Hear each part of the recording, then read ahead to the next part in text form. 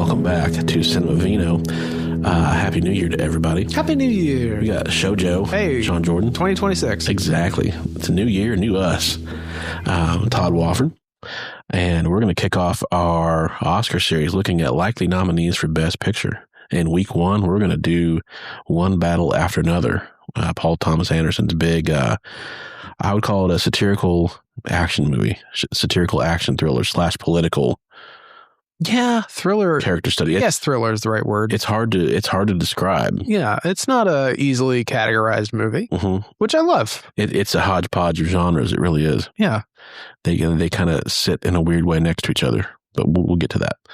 And I'm doing dry January. I don't know if Sean, if you're doing dry January, but for you, I am. Oh, thank you. Yeah. So we're going to do some mocktails, some pre-mades, starting with the Mingle Sparkling Raspberry Rosé. These are everything we're going to do this month will be 0 ABV. So this is supposed to be a wine, right? Yeah. I mean, kind of a sparkling spritzer type cocktail. Yeah. It's a little on the juicy side. It is. For me personally, I think that's them trying to do kind of a winey thing. But if you look at it as like a raspberry soda, I think this is nice. Yeah. Refreshing. Yeah.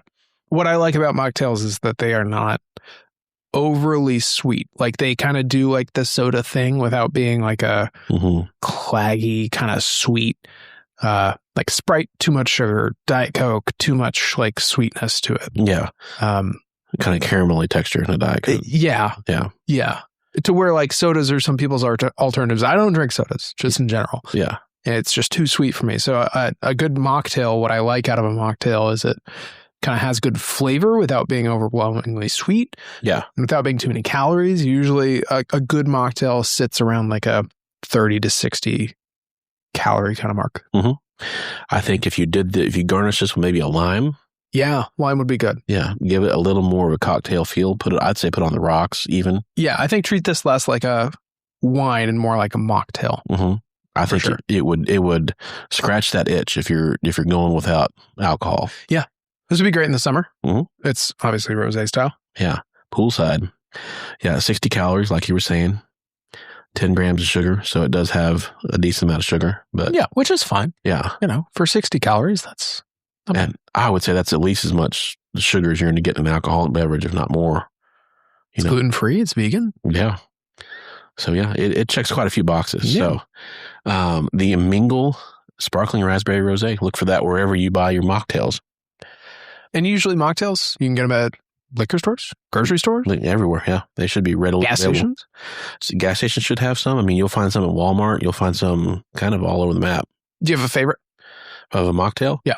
This is honestly the first mocktail I've ever had. Really? I've never had a mocktail. Oh. Yeah. Have you tried Mood Brew? It's a local. Mood Brew is really good. I like it. Yeah. It's got multiple flavors. It's made with, I don't even remember. It's made with different things that are supposed to help affect your mood, kind of like in a herbal way. Okay. So some are made for focus. Some are made to like uplift your mood. Some are made for kind of like concentration or I don't know. And these are marketed as mocktails. Yes. 100%. Okay. Yeah. Cool. And are they made like in Tulsa or they like? I think they're Tulsa local. Yeah. I want to say. Yeah.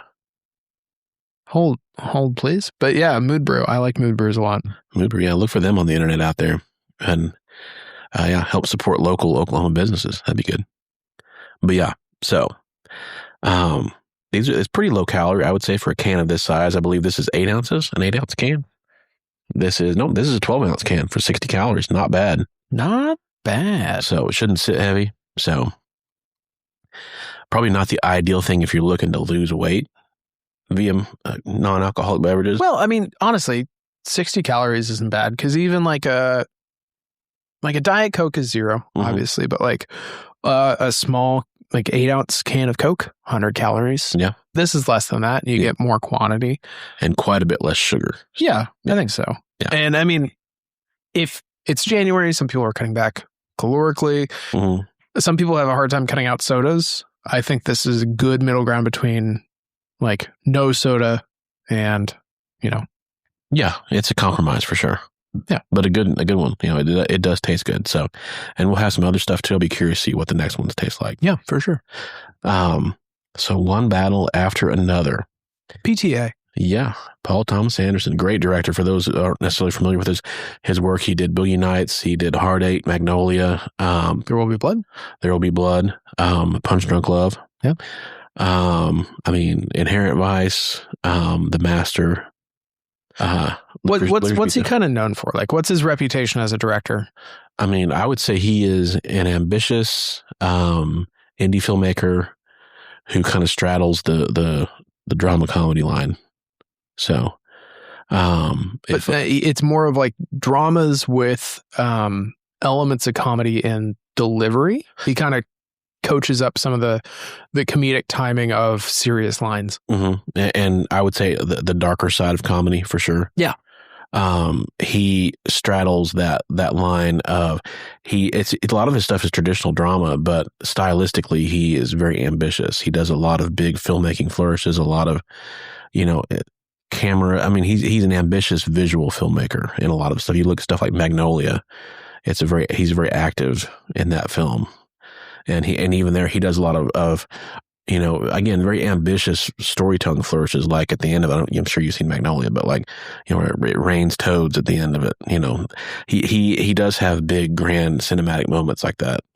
One battle after another, big, grand cinematic moment toward the end is that whole like car chase scene where you're going up and down these hills in this desert, and I saw it talked about where it's an action shot, but it's filmed with like a wide lens. Yeah. And that's not common, right? Because action shots are usually tight. You get a lot of movement. You get a sensation of movement. This was filmed with a lot of very wide shots, big, visually stunning shots. Yeah.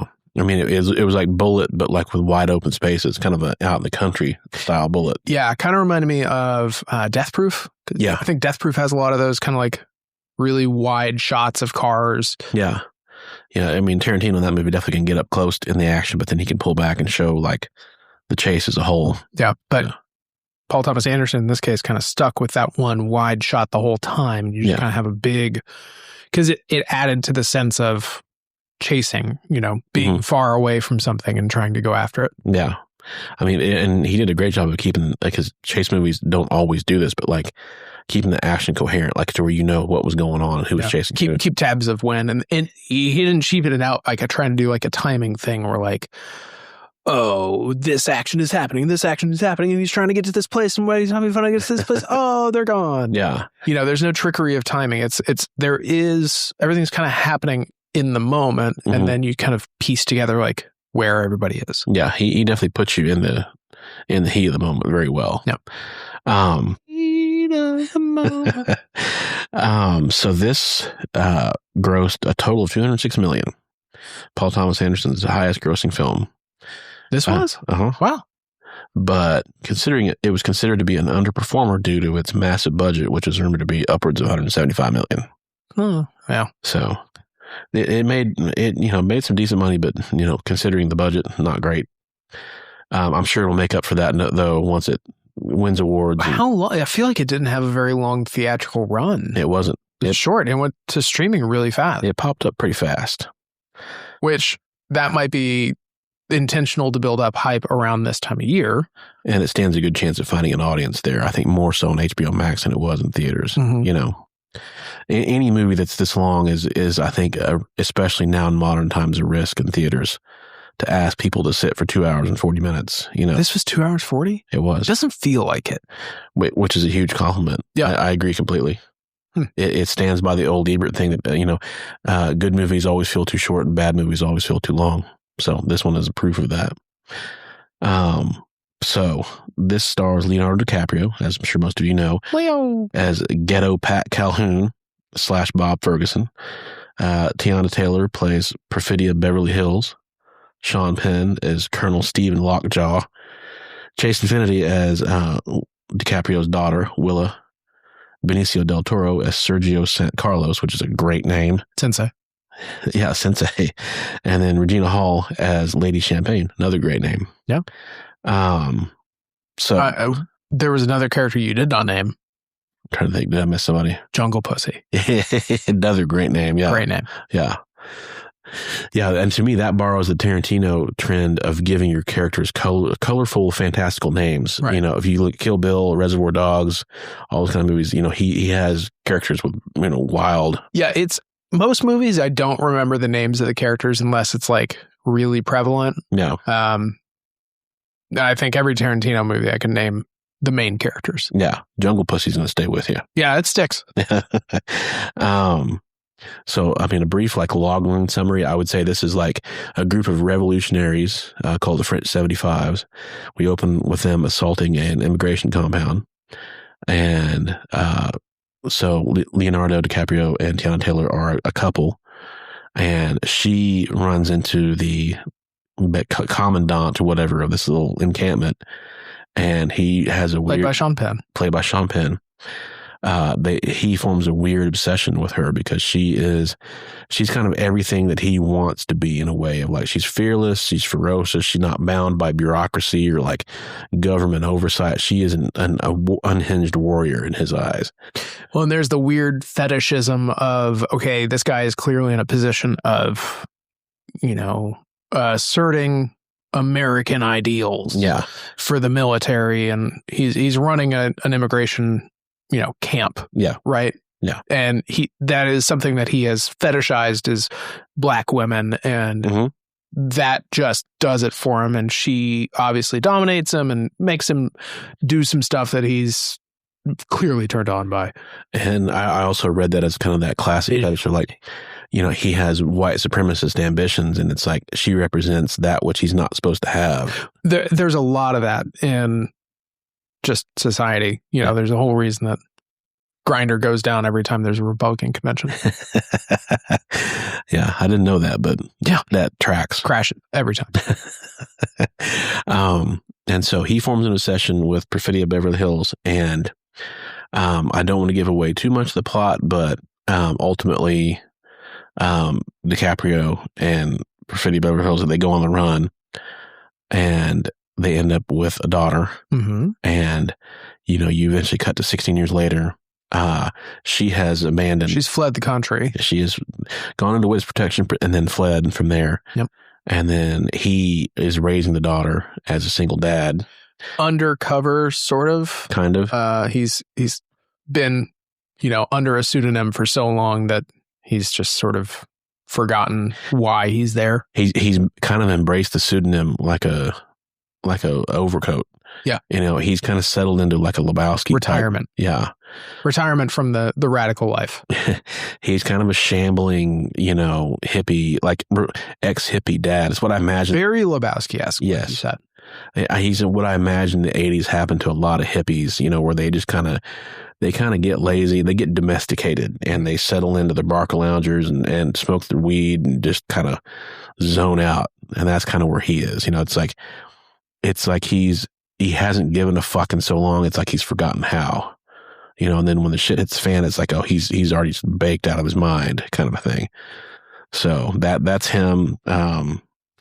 And so they have to go on the run, obviously lockjaw, for reasons that I don't necessarily want to give away, but like wants to take them out for what they represent, a part of his past that he needs to tidy up. Right. So that he can get into the Christmas Adventurers. The Christmas Adventurers, which is a very bizarre John Birch Society type. I love that choice in the story. Just Saint Nick. Hail Saint Nick. Yeah. Merry Christmas. Yeah. And their knock is jingle bells. Yep. Which is just crazy.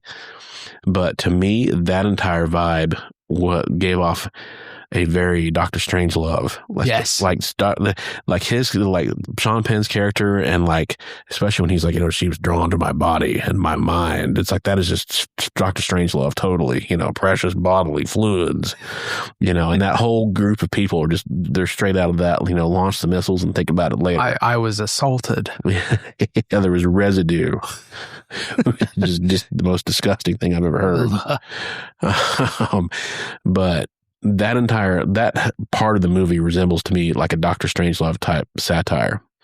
But then while the main body of the film has a lot in common with the Battle of Algeria, which you see DiCaprio watching in one scene, it kind of feels like a distant cousin to that movie, which came out in the mid-'60s and was one of the original like kind of big protest statement movies to come out and kind of usher in like a new era of filmmaking.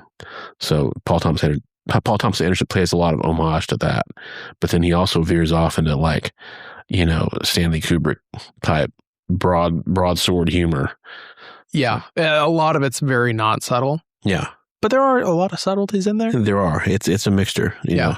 He likes to put humor in awkward places. You know, like when Sean Penn is interrogating the daughter, and she's like, "Why is your shirt so tight?"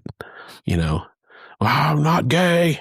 It's like it's just a strange outburst between the two of them. Sean Penn's character in this movie is amazing. Yeah. I love him from start to finish. He plays it so well. He's unhinged, straight faced, but with like this very stiff upper lip and like this awkward walk of like rigid legs, like doesn't bend his like Rambo. But he like walks with his chest out everywhere he goes and just like totters. I don't know if Hegsethnian is a word, but it should be.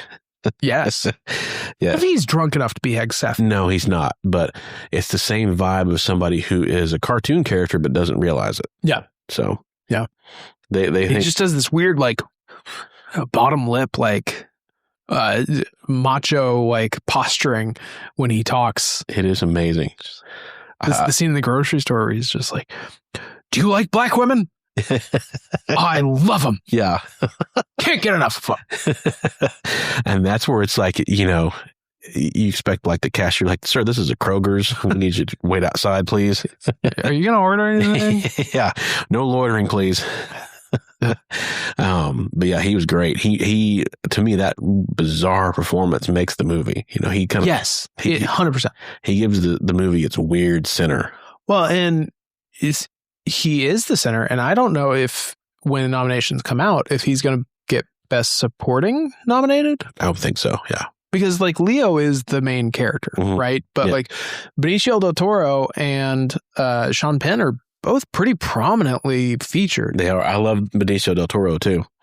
Where it's like, they're a big chase. There's a lot on the line. Let's have some Modelo's while we're on our way. Yeah. There's no reason we can't have a little fun, Well, hey, take the edge off. Yeah. It's like we got a little bit, it's like we're coming up here. You just hop on out, Yeah. I'm going to slow down. You just jump on out. I'm going to slow down-ish, Here, go here. Yeah. That moment also fucking hilarious. Yeah. The one that obviously has made big waves is A Few Small Beers, where he's, pulled over for drinking in the car and they said, "Yeah, anything to drink?" He said, A few what? A few small beers. And that, I guess, was a line that was not scripted. That was just him in the moment. And I guess they had a real cop doing the pullover. They did. And so he said that in the moment he was like, okay, well, since they wouldn't lie, but he would, downplay it. And that's how he got the line. It was great. I love the dancing for like the walk. Yeah. Just have fun with it. Yeah. Just be loosey goosey. I guess the interrogator was a real interrogator also. The guy that was like, oh, was he? Yeah. Who had like who would question the people like in the room or whatever, like the guy like, interesting. "What about your sister? What about her? What does she think? Is it funny to her?" I guess that was a real like interrogator that they had. Huh. Yeah.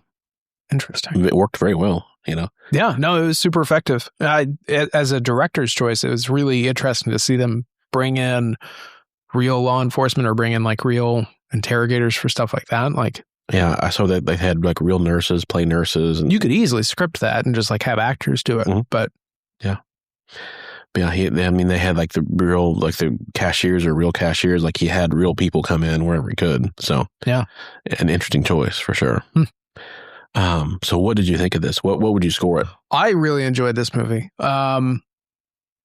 Score wise, I feel like this sits around like an 8.5 for me. Like it doesn't quite reach 9, and I don't think it reaches 10.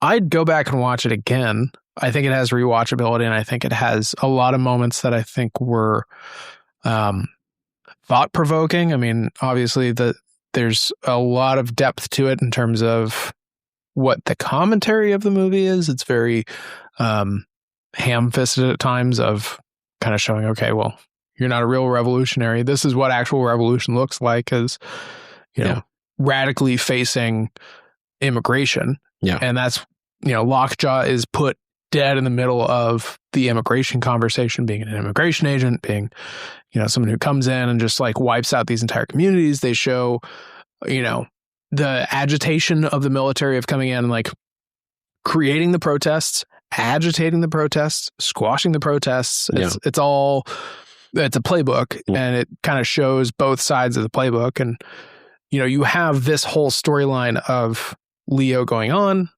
but at the same time, there's this backdrop of actual revolution happening. And you get the scene where he's trying to call and, get answers on stuff, and he can't answer all three of the passwords. And yeah, it's kind of that phony intellectualism of, the revolution has kind of been lost in the bureaucracy. You've created your own problems. Yeah.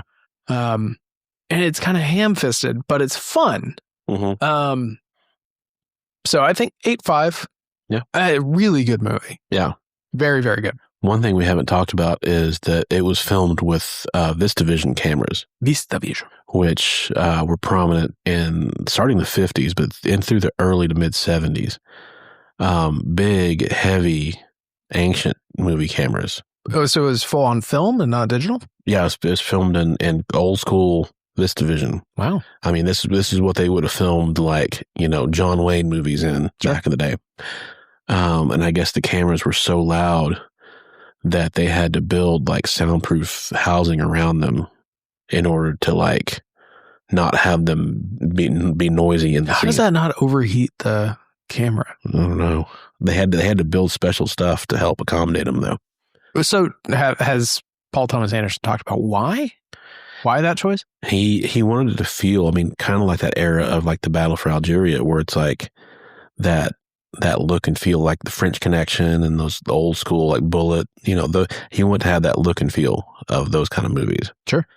And if you ask those movie nerds like Tarantino and Paul Thomas Anderson, people like that, they'll tell you that there's no substitute for film. Like digital can never equal film. Right. So, they're old school. And so that's the ultimate exercise in old school, is to literally get the cameras from back in the day and film it with those. Well, you have the budget to do it, Yeah. You can make it work. Yeah, definitely. And filmed it on location in California, which also probably swelled the budget quite a bit. Sure. Well, and I feel like even if this doesn't make a commercial success immediately, I think this will stand the test of time and this will age very well. Mm-hmm. I agree. It's so timely, with what happened is when it was coming out in theaters. It's timely and it's timeless, because it kind of takes a look back at what revolution looked like, 16 years ago. Yeah. Like what it meant to be, a revolutionary, and then fast forward. Okay, no, this is what it looks like now. And you even have elements of like her grandparents were in the picture, or her parents or something were, there saying like, yeah, we know how this goes. Like you're not ready for this. Well, and it's like, also, I think about the movie Touch of Evil with Orson Welles was made in the 50s, where Charlton Heston plays a Mexican, and it's set on a border town where Charlton Heston's a Mexican federale, and he has to work with the American cops to solve a murder. And there's all this bigotry and craziness and like, resentment that, of people crossing the border illegally and all this. This is in the 50s, all the tension between the American side and the Mexican side. It's like, that has a timelessness. Like if you watch it now, there are issues in that still, they feel relevant right now. So, yeah, you're right that this will probably continue to be a thing. People can watch it in 30 or 40 years and say, this is still going on, Yeah. Assuming that we haven't been conquered by AI at that point. So, Skynet. Yeah. Might be a better alternative. Assuming that we're all not in the sugar caves at some point, So hey, sugar cave sounds kind of nice. Yeah. Another good made. Take me there. You made of gumdrops? Yeah. Or what? Yeah, I'll mind some sugar. Yeah. So what do you score this? I would give it a 9. I enjoyed it. Yeah. I really did. I think sometimes those shifts in tone were a little bit awkward. And I don't know. I don't want to say they felt forced, but like occasionally it sits weird. Like those weird moments of humor. Yeah. Where it's like, put some makeup on when you're going to the dance. It's like, it felt odd. And I know that's part of the style of it, is to put humor in odd places. Yeah. It's like the Lenny Bruce thing of like, sometimes humor puts us in a place where we have no choice but to laugh. and that's kind of this movie. It'll put you in an awkward corner where it's like all you can do is laugh at the situation. Yeah. But yeah, I loved Sean Penn's performance. If he doesn't win an award for this, I mean, he was so good. The only reason I think they wouldn't give him one is just pure fatigue. Like, because he's won, I believe, 2 Oscars already. Oh, I'm sorry. He's too good at acting? Yeah. Guess he'll go fuck himself. They'll have to figure out a way. I mean, it's like he might. He's worthy of it for sure. But they don't like giving, it's like MVPs in sports. They don't like just giving those out every year to the same person. Yeah, I guess. So, no, I agree completely that he should. I enjoy Leo as like the kind of shambling, Lebowski who has to kind of plug back in and. But he does kind of play a backseat. I mean, he gets not upstaged, but I mean, I think the supporting cast shines really bright in this movie. Yeah. Del Toro's great. Just so good. Yeah. I enjoyed his daughter, Chase Infinity. I thought she was good. Yeah. She was really good. She hit the right notes. Mm-hmm. But yeah, it's well shot. The music was great. I love the little bits of like Steely Dan and all the weird like bands that pop up in there. So yeah, it was fun. I thought it had a good like tension to it. There was always that, especially when they go on the run, that feeling of like there's somebody behind them at all times. Well, and they kind of play up showing him being paranoid for so long, and you're like, okay, nobody's actually after him. Yeah. No, there's legitimate stakes that are on the table that he is not being paranoid, and you kind of have that like you want to write him off as like a paranoid loser. Yeah. But then he actually is vindicated with legitimate threats. It's like the Sarah Connor in Terminator 2 where it's like, the son's like, she's crazy, she has all these guns and like they locked her up. Yeah. God. And, it turns out that she was right all along. Same deal here where he's take this with you, put it in your purse, Yeah. Don't have a cell phone. They can track that. Yeah. Only use this type of phone. Yeah. And she's like, he's paranoid. Yeah. Yeah. Oh, yeah. He's paranoid. Yeah. Because when you deal with it for 16 years, you get fatigued by it. Yeah. But truth is, he was spot on. Spot on. Yep. Which, I don't know. I don't know what lesson you want to take from that. But yeah. So what would take this from a 9 to a 10 for you? I'm not sure. I think that this is kind of as high as it could go for me as it is. I think that either it would have to steer even loonier into satire like Strangelove and go all in with that, or go all in and to be an intense kind of socio-political thriller. Yeah. Steer one way or the other. It occupies, again, I love it because it occupies a middle ground. That's a very ambitious thing to do, to be like, I want 2 different tastes that taste great together and put them, but like it also kind of limits what you can do, because it's like you can only take a movie so seriously when it has so much humor in it. Yeah. But then you can only laugh so much at a movie that has so much serious subtext. So it kind of puts it. You can't have it both ways. Yeah. Yeah. I don't know. I agree. I think I would bump this up to a 9. I think this movie has it both ways as much as it possibly can, given the circumstance. It maxes out both stat bars, as much as they can for the stat points they have. Exactly. And if it wins Best Picture, I won't be mad at all. No, I wouldn't be mad. I'm looking forward to seeing what else gets nominated, but I think this has already started to kind of get recognition. Golden Globes, did it get anything? It did. I believe it won Best Comedy. Weird. Yeah. See, comedy... They've given out some weird stuff to comedies before that aren't necessarily comedies. Golden Globes specifically. Yeah, it's like the show The Bear. I don't know if you've seen The Bear. Yeah, I know that one gets. It's like, but they bill it as a comedy, and it is a drama that has some humorous moments. Elements. Yeah. So sometimes they don't know what to classify it, so it's like, we'll say it's comedy. Well, and usually, I love the things that land in that gray area. Yeah, that can't be easily defined. Yeah. Like Everything Everywhere All at Once still stands to be probably my favorite movie of the last 5 years. And is that a comedy or is that a drama? Maybe it's action. Yes. Yeah. All the above. It's for sure a comedy. But yeah. But it's also hard to really pin down. Yeah. I think depending on your own mood, you could take a different feeling. You could watch it a certain day and think it's a drama. Yeah. So not necessarily a wrong answer. The real Rorschach test of a movie. It is. So yeah, this has been another episode of Cinema Vino. We've got Mingle, Sparkling Raspberry Rosé. Mocktails. This is the month of mocktails. And one battle after another. Yeah, hope you're surviving your 2026. Hope things haven't gotten too crazy for you already, but... Yep. That's what I say. Yeah. Hang in there. But yeah, next week we're going to do Frankenstein. And I'll be interested to hear some comparisons of it. Well, obviously, we're going to compare it to the source novel, but also to Young Frankenstein. Oh, God, how can you not? I saw some similarities. Easily. So, tune in next time. Great Movies Only Drunker. We got Sean Jordan. Hey. Todd Wofford. And we'll see you guys in.